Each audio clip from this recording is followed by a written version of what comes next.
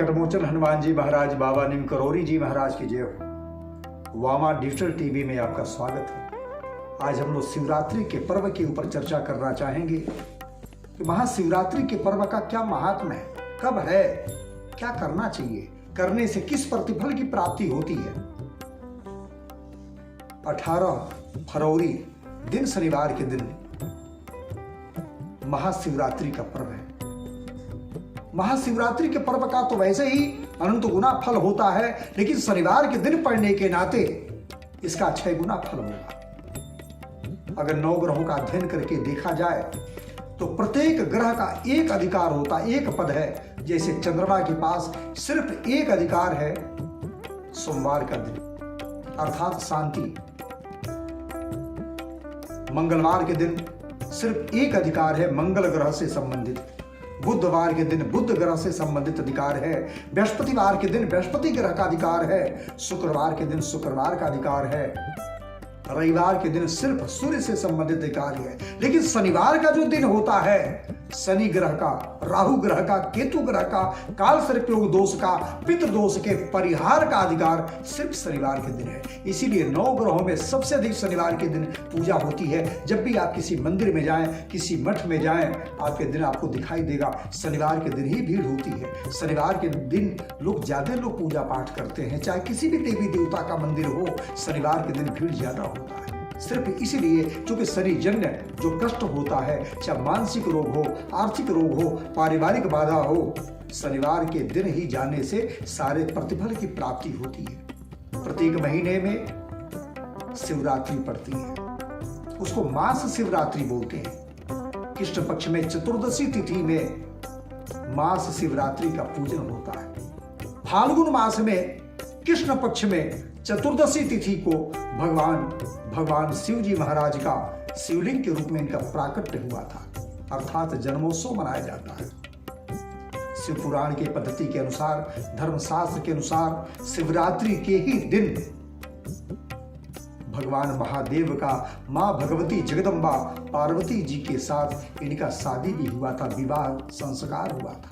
अर्थात भगवान महादेव का जन्म एवं शादी दोनों से संबंध है मास शिवरात्रि का, अर्थात महाशिवरात्रि का। इस दिन जो भी व्यक्ति पूजा पाठ जिस कामना के निमित्त करेगा, उसको निश्चित ही प्रतिफल की प्राप्ति होगी। शनिवार के दिन 18 फरवरी को 5:43 सायंकाल तक प्रदोष का व्रत है।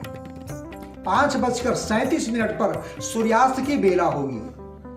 उसके बाद चतुर्दशी का प्रादुर्भाव पूजन होगा।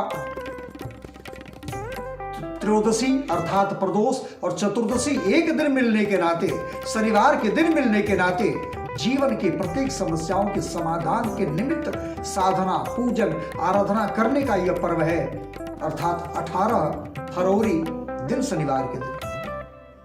अगर जीवन में आध्यात्मिक उन्नति चाहिए, पारिवारिक सुख संपत्ति चाहिए,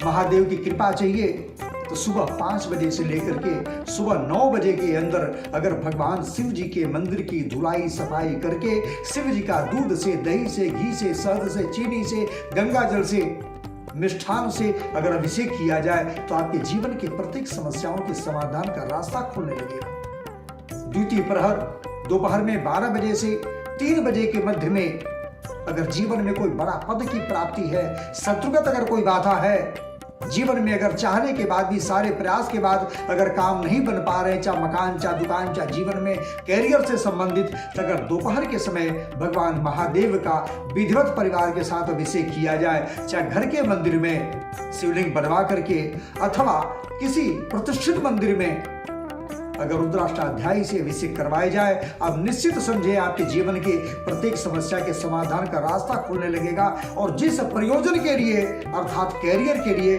उन्नति के लिए करा रहे होंगे, उसका प्रतिफल निश्चित ही प्राप्त होगा। संध्या समय में 3 बजे से 7 बजे के मध्य में अगर किया जाए भगवान महादेव का, शिव जी का अभिषेक, तो आपकी घरेलू समस्त बाधाओं का शमन होगा, राहु केतु शनि के दोष का शमन होगा, आपके जीवन में उन्नति का रास्ता खुलने लगेगा, परिवार में प्रेम का रास्ता खुलने लगेगा, आपके जीवन में सब कुछ व्यवस्थित होने लगेगा। अगर महादेव के मंदिर में रात्रि जागरण किया जाए, सूर्यास्त के समय से लेकर के सूर्योदय के अंदर अगर भगवान महादेव के मंदिर में शिव जी का अभिषेक किया जाए, दूध से, दही से, घी से, शहद से, या कोई विशेष कामना हो उस विधि से परिवार के साथ मंदिर का सजावट करवाया जाए, श्रृंगार करवाया जाए, दीपक जलवाया जाए, उनका भोग लगवाया जाए, आरती गाया जाए, भजन संगीत गाया जाए, महादेव के मंदिर में जागरण किया जाए या अपने घर में जागरण किया जाए, आप सोच नहीं सकते अक्षय गुना फल प्राप्त होगा। आपके जीवन की प्रत्येक समस्याओं के समाधान का रास्ता तो निकलेगा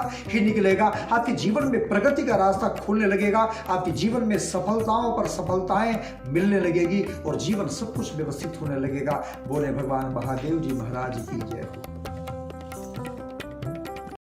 Download the Vama app now.